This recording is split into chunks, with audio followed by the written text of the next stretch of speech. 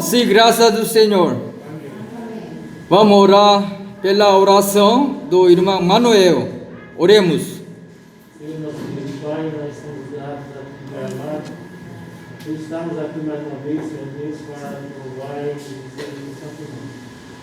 Pai amado, em nome de Jesus, nós também te agradecemos, Pai, por mais uma semana, Senhor Deus, pelas bênçãos que o Senhor tem nos concedido, pela Tua graça, Senhor, que é grande, que é o amor é conosco.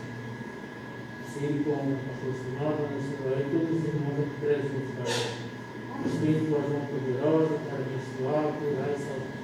Em nome de Jesus, nós oramos e te agradecemos. Amém. Vamos cantar 39. Inário.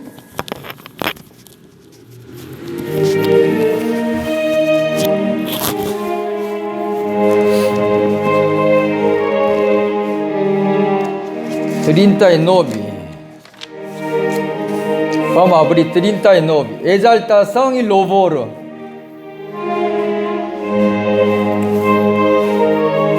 Inário 39. Vamos cantar aprendendo. O vinci crente di louvor grande regejo, que para nossa redenção morreu na Marco Cruz. Seu sangue derramou, de tudo me lavou, mais abo do que a neve me tornou. O sangue de Jesus me lavou, me lavou. O sangue de Jesus me lavou, me lavou. Allegri cantare, louvore ao meu rei. Oh meu Senhor Jesus que me salvou. Oh vinci a Jesus na luta contra o mal, e com o grande Salvador em marcha triunfal, a todo proclamar que se amou sem par, o fez na cruz seu sangue derramou. O sangue de Jesus me lavou, me lavou. O sangue de Jesus me lavou, me lavou. Allegri cantare, louvore ao meu Senhor Jesus que me salvou. Intervalo. O chefe da milícia é Jesus. Nossa chefe da milícia é Jesus. Última estrofe. O chefe da milícia é Jesus meu Deus. O rei do rei, o redentor eterno, bom Senhor. A todo vencerá, vitória nos dará, e a glória eterna se conduzirá. O sangue de Jesus me lavou, me lavou. O sangue de Jesus me lavou, me lavou. Allegri cantare, louvore ao meu rei, ao Senhor Jesus que me salvou. Amém. Agora, durante a pandemia, né? Por dia, muita gente se suicidaram, estão suicidando, comendo remédio, ou revólver, assim. Coreia também, Coreia do Sul, primeiro lugar de suicidar. Quando cresce muito a economia também, Suécia, Finlândia, Dinamarca, por dia, muita gente suicidando. Por causa da falta de dinheiro, não. Outra coisa. Portanto, vida semanal, todos os irmãos têm que cantar, né? O sangue de Jesus me lavou, me lavou. O sangue de Jesus me lavou, me lavou. Sim. Todos prometem. Trabalhando, né? Romário também, trabalhando na cidade de Cajamar, pode cantar assim. Aqui tudo não pode cantar muito boca, né? Só coração. O sangue de Jesus me lavou, assim. Tá, prometeram todo, né? Prometeram, tá bom. Agora vamos abrir Salmos, capítulo 1.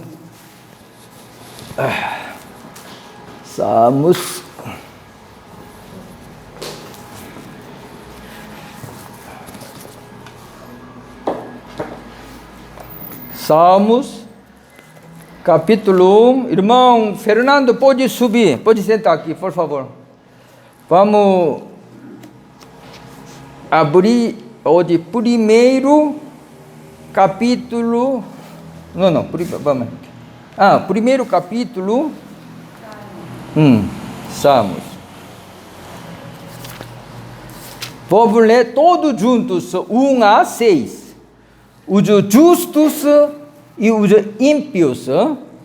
Salmos, primeiro capítulo, 1 a 6. Todos juntos. Bem-aventurado o homem que não anda no conselho dos ímpios, não se detém no caminho dos pecadores, nem se assenta na roda dos escarnecedores. Antes o seu prazer está na lei do Senhor, e na sua lei medita de dia e de noite. Ele é como árvore plantada junto à corrente de águas, que no devido tempo dá o seu fruto, e cuja folhagem não murcha, e tudo quanto ele faz será bem-sucedido. Os ímpios não são assim, não, porém, como a palha que o vento dispersa. Por isso, os perversos não prevalecerão do juízo, nem os pecadores na congregação dos justos. Pois o Senhor conhece o caminho dos justos, mas o caminho dos ímpios perecerá. Amém. 150 salmos. Cada salmo tem próprio, tema tem próprio. Primeiro capítulo, último 150. Cada salmo tem assunto exclusivo. Tema exclusivo tem. Portanto, nós temos que alimentar todos os salmos. Amém? Alguma ajuda na muito, né, perturbação, muito preocupação, muito angustiado. Também, Salmo 40, 46, ajuda. E Salmo primeiro, hoje à noite compartilhamos, né? Ajuda. Qual é justo? Qual é ímpio? Qual é cristão? Certo, né? Qual é bênção verdadeira? Qual é bênção e sucesso verdadeiro? Sucesso, né? Ensina, tá bom. Vamos cantar mais um hino. Depois vamos ouvir. Hoje preparou? Carolina Marinê, hoje não. Olha, demora, né? Vamos esperar. Ensaiando muito, né? E quando bem ensaiado, vamos louvar conosco. Tá bom? Vamos cantar mais um hino. Irmão Manuel pode escolher. 102. 102. 102. Muito lindo, né? 102.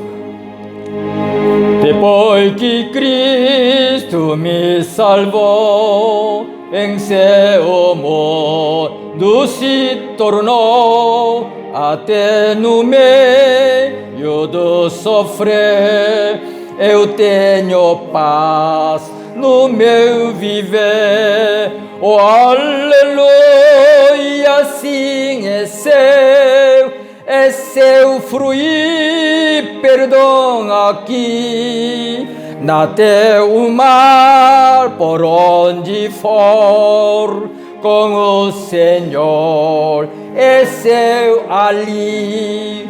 Muito longe vi outrora ser, mas quando Cristo me valeu, então senti meu coração entrar no céu da retidão. Oh, aleluia, assim é seu fruir, perdão aqui, na terra o mar, por onde for, com o Senhor, esse ali. Intervalo.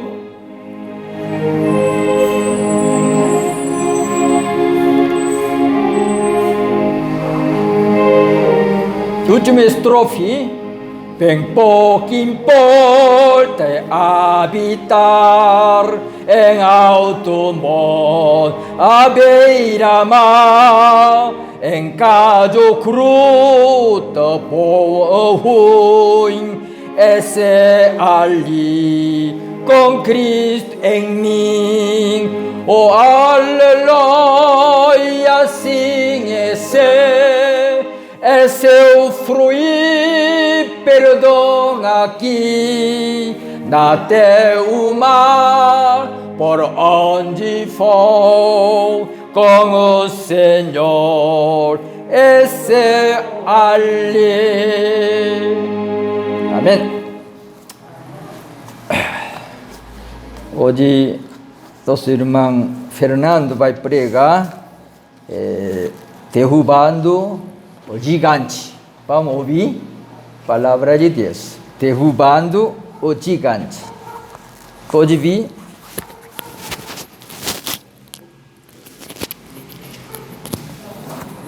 Obrigado.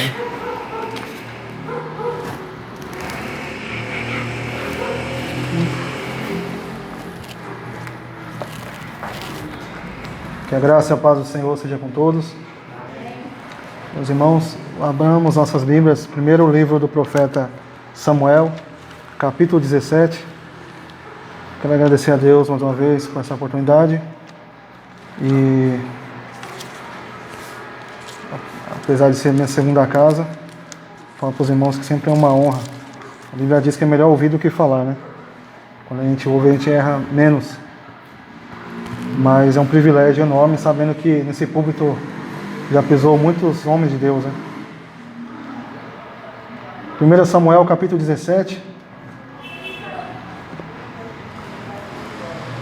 versículo... Está marcado aí 48 ou 52, certo? É que eu não marquei aqui na minha Bíblia o versículo que ia começar. 45? Obrigado. 45 ou 52.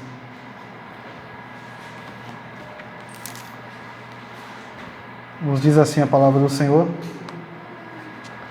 Davi, porém, disse ao filisteu: Tu vens contra mim com espada e com lança e com escudo. Eu, porém, vou contra ti em nome do Senhor dos Exércitos, o Deus dos exércitos de Israel, a quem tens afrontado. Hoje mesmo o Senhor te entregará nas minhas mãos. Ferir-te-ei, tirar-te-ei a cabeça, e os cadáveres do arraial dos filisteus darei. Hoje mesmo as aves do céu e as bestas feras da terra, e toda a terra saberá que há Deus em Israel. Saberá toda esta multidão que o Senhor salva, não com espada nem com lança, porque do Senhor é a guerra. Ele vos entregará nas nossas mãos. Sucedeu que, dispondo-se o filisteu a encontrar-se com Davi, este se apressou e, deixando as suas fileiras, correu de encontro ao filisteu. Davi meteu a mão no alforje e tomou dali uma pedra e com a funda lhe atirou e feriu o filisteu na testa. A pedra encravou-se-lhe na testa e ele caiu com o rosto em terra. Assim prevaleceu Davi contra o filisteu, com uma funda e com uma pedra, e o feriu e o matou. Porém não havia espada na mão de Davi. Pelo que correu Davi e, lançando-se sobre o filisteu, tomou-lhe a espada e desembainhou-a e o matou, cortando-lhe com ela a cabeça. Vendo os filisteus que era morto o seu herói, fugiram. Então os homens de Israel e Judá se levantaram e jubilaram e perseguiram os filisteus até Gate e até as portas de Ecrom. E caíram filisteus feridos pelo caminho de Saaraim até Gate e até Ecrom. Curve sua cabeça, por favor. Senhor nosso Deus, te agradecemos, ó Pai, por podermos estar aqui reunidos para louvar Teu nome e aprender a Tua palavra.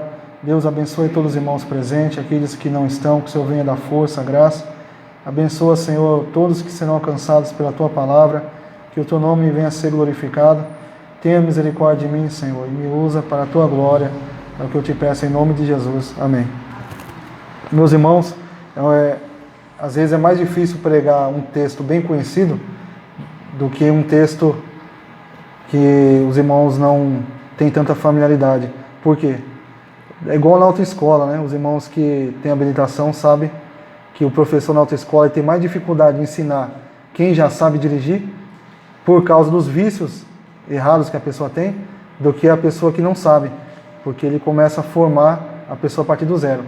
E esse texto que nós lemos, eu acho que é um dos textos mais pregados ao longo da história dentro do cristianismo. Uma história muito linda, mas que muitas vezes as pessoas acabam tendo ideias errôneas porque começam a alegorizar o texto, ou seja, começam a trazer representações, começam a conjecturar. O que é conjecturar? Colocar a opinião dela no texto da Bíblia. E a Bíblia, ela interpreta-se a si mesma. A melhor interpretação da Bíblia é a própria Bíblia. Nada melhor do que a palavra para confirmar a própria palavra. E esse texto é muito conhecido diante dessa vitória épica de Davi, que ainda era um jovem homem. E eu não vou entrar aqui sobre assuntos da Septuaginta, que traz uma diferença no texto, que aí já entra num assunto um pouco mais exegético e aí vai ficar cansativo a mensagem para os irmãos. Mas quem tiver interesse de se aprofundar, pode estar pesquisando sobre o assunto, que é muito enriquecedor também. Mas trazendo de uma maneira mais expositiva, mais clara para os irmãos, Davi, ele é um jovem homem.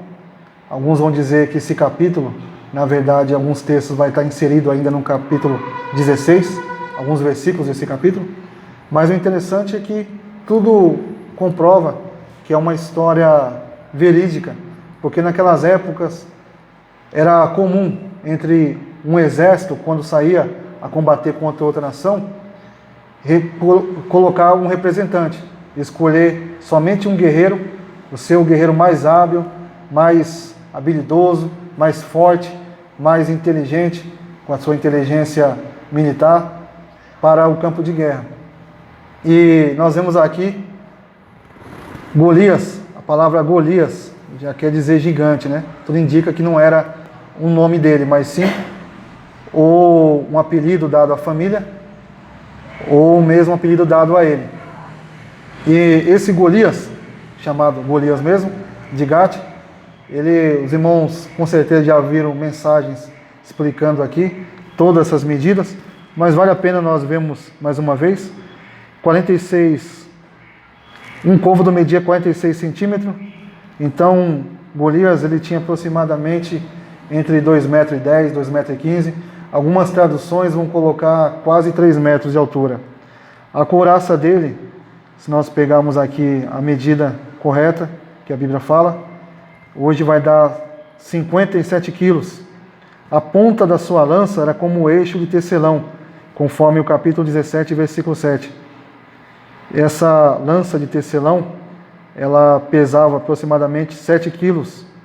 E havia um escudeiro, provavelmente um homem bem mais baixo do que Golias, carregando um escudo enorme para proteger e auxiliar Golias na guerra. É interessante, né? Um homem dessa altura ainda precisar de um escudeiro, né? Mas nós vemos aqui como que era apelativo. E, segundo estudiosos, essa nação, esse povo, os filisteus, era um povo terrível. De todos os povos que lutavam contra Israel, eles eram piores do que os amorreus, do que todos os outros povos ali em volta, os gigazeus e tantos outros. Por quê? Porque eles não somente tomavam a terra, mas oprimiam o povo. Eles massacravam o povo. Segundo alguns estudiosos, os filisteus são descendentes dos Ixos. Os Ixos é um povo que veio da Grécia e era um povo que foi a primeira nação do mundo a domesticar o cavalo para a guerra. E esses Ixos aí são parentes dos gregos espartanos, aqueles guerreiros lá, nós vamos ouvir as histórias dos 300 e aí por diante. Então era um povo já formado na guerra, habilidoso para a guerra, tinha uma cultura já guerreira, era um povo terrível, um povo muito poderoso no seu material bélico. Nós vamos ver mais à frente que eles também conseguiram, nos outros capítulos, quando Saul e Jonatas procuram uma espada, e só havia a espada de Saul e de Jonatas, porque todo o ferro, as armas feitas com ferro eram de propriedade e eram muito feitas e praticadas pelos filisteus. Então, aqui na Idade do Ferro, nós vamos ver que eles já estavam adiantados já. Eles dominavam essa arte. Além da montaria a cavalo, que veio antes, eles dominaram antes dos egípcios, tinha também esse controle sobre o ferro, que foi uma revolução da época. E os estudiosos até hoje vão separar entre a Idade do Bronze e a Idade do Ferro. Então, só para os irmãos terem uma ideia de como era a cultura desse homem filisteu, como era sua mente. Um homem de quase 3 metros de altura, um homem que era guerreiro desde a sua mocidade, um homem habilidoso, um homem forte, e um homem que durante 40 dias zombava do povo de Israel, pedindo um homem para lutar. Irmãos, a frieza, a insensibilidade de Saul e de todo o povo de Israel, exceto Davi, mostra algo que já havia no coração dele. Muitas vezes nós passamos por lutas, por dificuldades, ou vemos algumas pessoas passando por alguns momentos difíceis, e nós achamos que tudo acontece do nada. A pessoa muitas vezes se afastar dos caminhos do Senhor, mas na verdade a luta, os desafios da vida, somente revelam o que a pessoa já tem dentro já. Então o deserto está aí para provar e para que nós passemos por ele, glorificando a Deus e recebemos a provisão de Deus. E quando a pessoa ela perece no deserto, ela perece diante de uma situação, de uma adversidade, infelizmente ela só está mostrando aquilo que ela tem dentro do coração dela. Saul já estava desviado antes do desafio de Golias. Saul já era atormentado pelo espírito maligno antes do desafio de Golias. Quando Golias desafiou todo o povo de Israel, principalmente o rei, ele só revelou aquilo que estava dentro do coração dele, que era a falta de confiança em Deus. Então, hoje mesmo nós ouvimos nosso pastor falando, né, que está aumentando os casos de suicídio diante da pandemia, mas não é a pandemia em si que está causando isso. A pandemia só revela o que a pessoa, aquele problema psicológico que a pessoa já tem dentro de si, e aquilo se agrava até a pessoa chegar ao extremo de tirar a própria vida, né? E diante dessa calamidade, desse homem zombando do povo de Deus, zombando do povo de Israel, os irmãos já sabem a história, chega Davi, que foi mandado por seu pai a levar alimentos para os seus irmãos, e ele deixa ali com um soldado, com um pajem, conforme seu pai havia mandado também alimentos para o comandante, e ele corre para procurar seus irmãos. Eliabe, que é o seu irmão mais velho, zomba dele, talvez com ciúme, porque Davi já tinha recebido a unção como rei, 1 Samuel capítulo 16, um capítulo antes, e não ele, que era um guerreiro, era um homem de aparência, era um homem formoso. A Bíblia diz, 1 Samuel capítulo 16, que quando Samuel olhou todos os filhos de Jessé, ele dizia consigo mesmo, é esse. E Deus falou para Samuel, não atentes para a sua formosura, nem para a sua aparência, porque eu tenho rejeitado. O homem olha para o que está diante dos seus olhos, porém eu, o Senhor, olho para o coração. Essa palavra, olhar para o coração, uma vez eu vi uma explicação muito bonita, que no hebraico a interpretação é, eu olho a medida do coração, ou seja, Deus ele pesa o coração do homem, Deus ele vê além das aparências, Deus ele conhece cada sentimento, cada coração, e Deus ele sabe como trabalhar e como fazer a sua vontade. Então chega-se Davi aqui diante daquela situação, ele vê o filisteu zombando, ele praguejando, lançando pragas sobre o povo de Israel, e ele pergunta, quem é aquele, antes dele perguntar qual era o prêmio, qual era a premiação do rei, ele pergunta quem era aquele homem, e aí eles vão dizendo para Davi. É interessante que Davi, ele está mais preocupado com a honra ao nome do Senhor, nosso Deus, do que com os prêmios, porque essa premiação de Saul era uma mentira, conforme nós vamos ver mais à frente. Saul não tinha mais coragem de enfrentar os desafios, e ele começa a promover premiações, valendo dinheiro, valendo até mesmo a mão da sua própria filha, para tentar comprar as pessoas. E isso é muito triste. Quando o homem ele se desvia do caminho do Senhor, ele passa a fazer coisas terríveis. E Davi, ele fala para Saul, eu vou enfrentar esse gigante. Saul manda ele vestir, como os irmãos todos já conhecem a história, só estou aqui explicando alguns pontos. Saul manda ele vestir a sua armadura, uma armadura diferenciada pelo jeito, por ser a própria armadura de Saul, e ele, por não ter experiência, se sente desconfortável.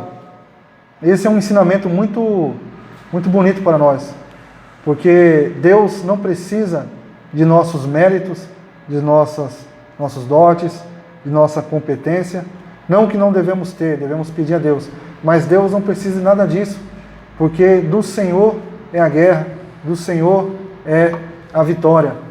Quando Deus ele quer fazer algo, ninguém pode impedir. Como diz a própria Bíblia, operando Deus, quem impedirá? Então, não precisamos ter inveja, ciúmes, porque cada um de nós, Deus colocou um dom, um talento diferenciado para exercer a vontade do Senhor. Eu, por exemplo, tentei cantar em coral, tentei aprender a modular melhor a voz, mas cada vez que eu tentava, pior ficava, né? E até hoje nunca me dei bem para a área do louvor, né? Mas cada um tem um dom, tem irmãos que têm um dom para louvar, que é uma bênção, né? Cantam maravilhosamente. Outros têm um dom para tocar. Eu ganhei um violão do meu pai, e depois de 6 meses eu tive que vender para comprar uma Bíblia de estudo, e meu pai quase me bateu na época, mas porque eu não via em mim nenhuma inclinação. Eu acho muito bonito, eu acho lindo quem toca. Eu tento influenciar meus filhos a aprender a tocar alguma coisa, mas eu mesmo não tive nenhuma desenvoltura em tocar instrumentos de corda, principalmente, né? Mas cada um, Deus colocou os seus dons. E Davi, ele não precisava daquilo. Uma coisa que precisa ser dita é que muita gente coloca nessa pregação desse texto, que a funda era como se fosse um brinquedo, e isso está errado. Nós vamos ver no livro de Juízes que os benjamitas, eles eram destros, o tiro com a funda, de tal maneira que eles conseguiam acertar um fio de cabelo. Então o povo de Israel já usufruía dessa arma como um material bélico, como um material de guerra. A funda já era usada como material de guerra. E alguns chegam a dizer que era um estilingue. Não era um estilingue. Era feito com tiras de couro, 4 ou 3 tiras de couro, e o guerreiro ali girava sobre sua cabeça, e conforme pegava velocidade, ele soltava uma das tiras de couro, e aí a pedra que estava presa nas tiras, ela ia aonde ele mirava.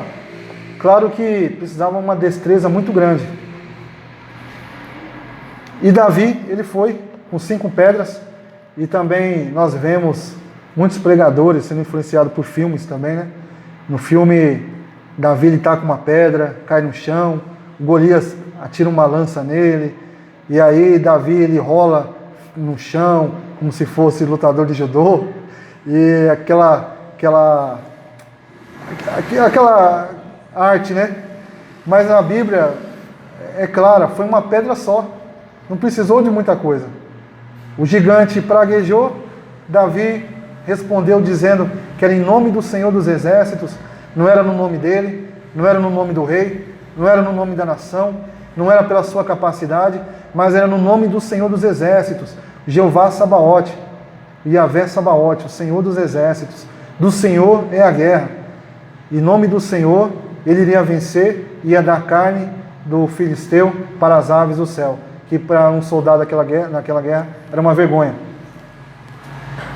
Então, Deus estava no controle, estava dirigindo Davi nessa vitória maravilhosa. Davi corre, aproveitando que o gigante foi acertado pela pedra. No capacete do gigante, pelo jeito havia algum espaço. Tem alguns que falam que ele estava sem capacete, mas se nós voltarmos aqui no começo do capítulo 17, nós vamos ver que ele tinha capacete sim, só que em algum lugar desse capacete havia um espaço para que a pedra cravasse na sua testa. Também é preciso ser dito que hoje em dia muita gente tem falado que o gigante Golias sofria do gigantismo, que é uma doença que faz com que a pessoa cresça acima do normal. Hoje tem pessoas, mostrou a televisão esses dias, uma moça que mora aqui no Bogaçu, com quase 3 metros de altura. Só que o gigantismo, ele deixa a pessoa com problema na coluna. A pessoa fica envergada e também a pessoa acaba tendo problema de visão. E a Bíblia não diz que Golias tinha esses problemas, ao contrário. Ele era um homem em plena saúde, forte, um guerreiro habilidoso.